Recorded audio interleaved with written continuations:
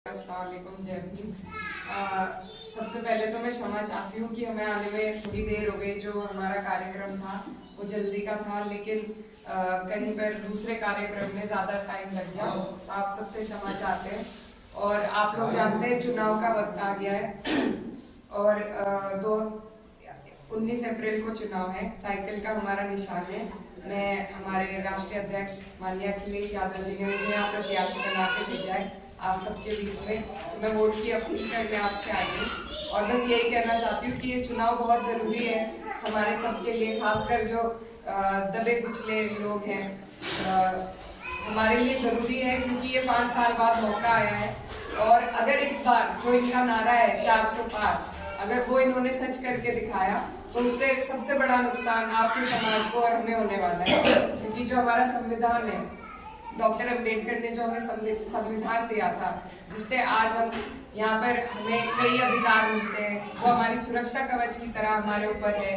उसी के बदौलत हम इस देश में सर उठा के जी सकते हैं। उसी की बदौलत है कि आरक्षण है, उसी की बदौलत है प्रधान जी आज यहाँ से ऐसे गांव में प्रधान बने हैं। तो ये सब ताकत संविधान से मिली हुई है। लेकिन अगर 400 पार जो इनका नारा है, अगर उसे करने में ये कामयाब होते हैं तो ये सबसे पहले संविधान को बदलने का काम करेंगे। क्योंकि सरकार तो इनकी 272 में भी बन रही है, 272 सीट आने में भी, लेकिन 400 का जो नारा है वो सिर्फ इसलिए दिया जा रहा है कि 2/3 इनकी मेजोरिटी हो जाएगी और फिर ये जो कानून अब तक नहीं बदले गए वो भी बदल देंगे। और उसमें सबसे पहला प्रहार ये आपके अधिकारों पे और हमारे अधिकारों पे करेंगे।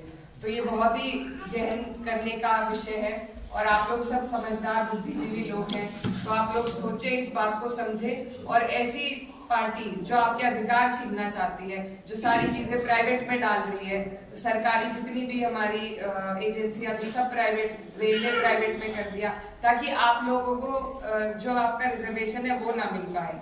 तो ये बहुत अहम एक मुद्दा है।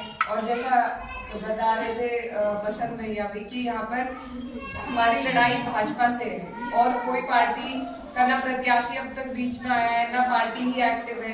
तो आप लोगों को हमें जरूरत है कि एक साथ मिलकर जो भाजपा को हरा सके, हम लोग उनके साथ इकट्ठा हो।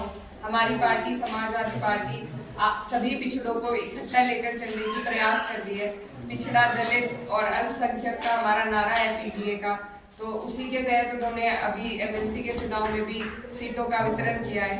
तो जो पार्टी आपको सम्मान देना चाहती है, आपको साथ लेके चलना चाहती है और जो भाजपा से भी टक्कर ले सकती है, मेरी आप सबसे हाथ जोड़ के गुजारिश है कि आप लोग उसका साथ दें, इस चुनाव में बढ़ चढ़कर सहयोग करें, इसे अपना चुनाव समझकर लड़ें।